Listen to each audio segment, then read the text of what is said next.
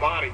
Yep, we'll give Price credit there. She knew that Harding was going to be very aggressive offensively. There was a high screen set there, and she thought that Price was going to be heading to her left. Price crossed over and made contact on Harding, caught her out of position. 2:46 left in this fourth quarter. And another missed free throw by Atlanta. Now 8 of 18. And one more coming. Well, Price only shoots it at 59% for the Dream, but the Dream as a team shoots 71%. Missed another one now, 4 of 9 in this fourth quarter. And the Mystics very much within striking distance, down by 7. Well, that's like unopened gifts under the Christmas tree. I mean, they're missing the shots, but the Mystics are not taking advantage of their opportunities because of it. See Harding off to Langhorne. 7 to shoot, Coleman. Harding, ball fake, 5 to shoot, runs into Coleman, gotta shoot it with 2, step back 3. Got it! Picasso is in the house, and his name is Marissa Coleman. That shot was pretty. Marissa's got 17. It's a 4-point Atlanta lead. Coming up on 2 minutes to play. 2 minutes left, fourth quarter. Castro Marquez, the runner, got it to fall. And that was a critical basket that Atlanta needed. They know that the Washington Mystics are determined to try to win here at home. 1:48 left. Mystics down by 6. It's a new career high for Marissa Coleman at the right time with 17. Thinking more, and she gets hit, and she's going to shoot 2. That's a crafty move. It's like a veteran move, not one you see often from a young player, but Marissa's got it down, and she's going to shoot 2. McCautry whistled with her 5th personal. Well, it's almost like clear out and give the ball to Marissa Coleman. And she is a player like that that can collectively grab the team's attention by her play. She doesn't need to say a word. She just needs to continue with her energetic play. So McCautry's going to stay in there, obviously, with 1:40 left. She's got 5. Coleman to shoot a pair here. Some big free throws, and she gets the first to go. She's got a new career high every point now with 18. Coco Miller will check back in for Price. As the Mystics go with Katie Smith, Langhorne, Coleman, Harding, and Ajavon. McCautry, Marquez, Sosa, and Little are the Atlanta Dream 5. The Mystics 20 of 21 from the charity stripe in the second half. Meanwhile, Atlanta 8 of 19 for the ball game. Well, they're trying to help themselves. Washington has not been able to hit well from the floor. And look at that, another chance, this time for the Mystics off of this free throw. 90 seconds to play. Harding off to Katie Smith. Smith eyes the clock, a deep deuce, way off the mark, and McCautry with the rebound. Not the look the Mystics wanted. Way short, 86-81. Yes, but with that being said, you know that Julie Plank trusts the veteran Katie Smith in taking that shot because she's seen her knock that down. Castro Marquez, the jumper, can't get the ball. There's Coleman again. Look up ahead to Ajavon, breaking out. Can she get it? She saves it, tiptoes the sideline, and will reset. We're under a minute to play. 55 seconds left. Harding, the step through, off the glass. Can't get it to fall, and then a reach-in foul on Harding, and 94 feet. The Dream will walk to shoot 2. Well, now it's time and score. If you're Atlanta, you want to use that clock. Make your free throws. Now, that might be a critical situation for them because they have not been effective from the line. But if you're Washington, you want to continue to push that tempo and finish. So McCautry, who is 2 of 5 from the charity stripe, makes it 3 of 6. As Lindsey Harding just missed that short shot. Tough night for her. 5 of 20 from the field. Even tougher for Mo Curry, 1 of 9. If it wasn't for Coleman and Ajavon off the bench, this would be Atlanta all the way. Right, Coleman has 18, and Ajavon has 13. And we've got a whistle and a foul on Atlanta. And that is the 5th on Sancho Little. So the Mystics now will shoot a pair of free throws at the other end. With 50 seconds left, it's Atlanta 88 and the Mystics 81. Well, Well, you never want to see a foul like that, and I think Marinelle Metters is giving a sly smile right now, wondering why that foul occurred and why that contact was made, because they want to go back to Atlanta with a win. So they want that clock to run, and they definitely don't want the Mystics at the foul line collecting points, because they have players on the floor for Washington that can score in a hurry. Chrissy, what do you do here? If they make the free throw, it's a 5-point deficit with 50 seconds. You start extending the game here because Atlanta's been shooting so woefully from the free throw line. Do you play one more possession? I think you do. I think you try to let Castro Marquez touch the ball. Her free throw percentage is not that high. You want to make sure that you get stops defensively, but if it's taking too much time off the clock like now, you may have to foul. And then you start fouling, but 12 seconds went off the shot clock. And so Coco Miller will go to the line to shoot two as the foul is on Matisse Ajavon. 37.2 seconds left as Coco will shoot two. It's a 5-point deficit, and Coco tonight 1 of 2 from the charity stripe. Only 48% from the line for the Atlanta Dream, well off of their mark of 71%. But it doesn't matter necessarily that statistic if you knock them down when you need them, like Coco Miller just did. Mystics want a timeout. We'll keep it right here with 37.2 seconds left. The Mystics seeing an old teammate come back to haunt them tonight. Coco Miller's got 17, looking for one more. McCautry's got 28.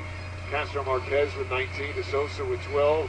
And for the Mystics, if this holds up, they're down 1-0. They go to Atlanta. The Dream can close out on Friday night. Game 3 is back here if necessary on Sunday afternoon at 4 o'clock. All the games can be caught right here on NBA TV. But for Atlanta, end of the season losing 6 of 7. Nice start to the postseason if this holds up. Well, everything is fresh and new when you talk about postseason play. Doesn't matter that Washington is 22-12 in the regular season and Atlanta 19-15. That's thrown out of the window. That's just for home court advantage purposes and for placement situations.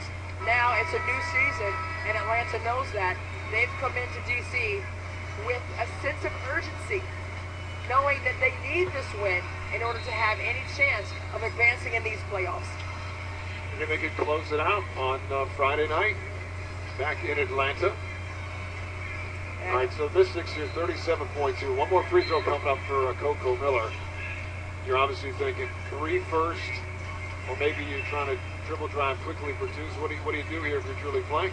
Well, if you're looking at the size of Atlanta and they still have their bigs in the game, you have to think about probably getting an outside shot. Actually, DeSosa is out, so you have Little in there. I would say Crystal Langhorne then, since they don't have all of their size in there. Allie Bales at 6'7", not in. Coco makes them both. It's a 7-point deficit with 35 seconds left. They got to start thinking threes here. Finding Ajavon. There she is for 3. Yeah, got it. That's a big time shot. Nice knock in by Matisse Ajavon. But now the clock is an additional foe to the Washington Mystics. Now you start fouling right away. 27.8 seconds left in this ball game. Timeout situation. The Mystics have 2:20 seconds left. Atlanta's got 1:20 and 1 full. It's a big shot from Ajavon to make this thing extend. She's got 16 off the bench. Just a 4-point deficit. Well, Matisse Ajavon and Marissa Coleman have really brought a tremendous amount of energy and productivity and effectiveness off of the bench. And Coleman only playing 19 minutes has 18 points, and Ajavon in 11 minutes of work, 16 points. So those two players obviously have it right mentally in terms of having that sense of urgency for themselves to come off the bench and provide that leadership. The Mystics bench has outscored Atlanta tonight 40-14. But yet the Atlanta Dream, with the position that they're in, up by 4 with the basketball. Mystics break out with Coleman, Ajavon, Harding, Langhorne, and Smith.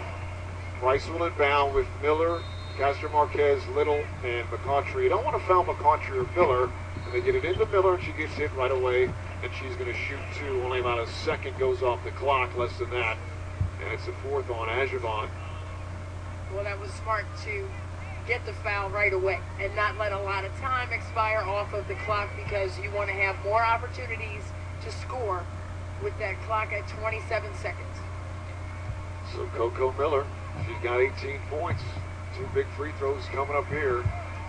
2-possession ball game. No matter what, she makes the first. She's an 86% free throw shooter on the season, but is having a great night tonight here in DC. One more coming, and she rattles it in. Mystics want another timeout. 6-point lead, 92-86. With 27.2 left. Coco now with 20 points. That's a season high for her. Yep, 7 for 12. It is highly effective for Coco Miller. As a starter for Atlanta, she's been doing very well, and we spoke about Linning. She's 7th in the WNBA in assists. She really runs this team. Doesn't score a lot of points, but she knows that she has people around her who she can get the ball to at an effective rate. Even though she hasn't played today, but for 4 minutes, Coco Miller has done a fantastic job of shoring up that position and finishing plays for Atlanta. Country again with 28. Castro Marquez 19. DeSosa with 12. Off the bench, Mystics with 5 players in double figures. Ajavon, Coleman huge off the bench, 18 and 16. Harding 14, Smith with 10, and Langhorne with 14. All right, Katie Smith inbound. 27.2 seconds left. 92-86. On the ball is Little. Smith looking to get it in. Off to Langhorne. They need to get it up quick.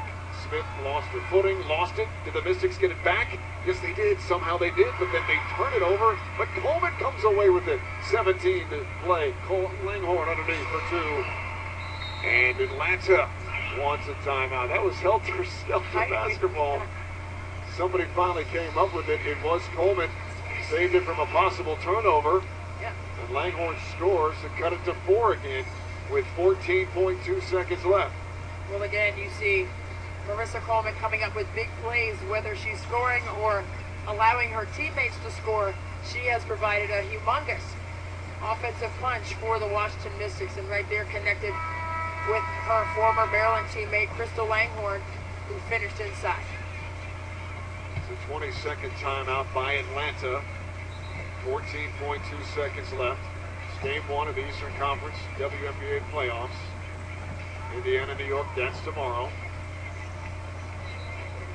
We take a look at the WNBA as a whole, and what a fantastic season of exciting basketball, and you have so many exciting matchups in the playoffs, Frank, and you look at this series here, and now with Atlanta on the verge of taking the home court advantage away from Washington. Washington had worked tremendously hard to earn that right, but now Atlanta seems like they're going to go back to Atlanta now with that win. Atlanta has to call a timeout. They are done. They're out of timeouts. They just need to get it in and make their free throws. But that's still a big if. You got to make those free throws as a team. Right. 14 to 25. But you don't want to foul McCautry if you're the Mystics. You don't want to foul Miller. But everybody else, I think, is fair game. Put them at that line and hope they miss. Absolutely. And if you're Washington, you have to make sure that you're going for the ball. You don't want an intentional foul at this point in the game that would give them the ball back. So you have to make sure that you're going for the ball when you're fouling here.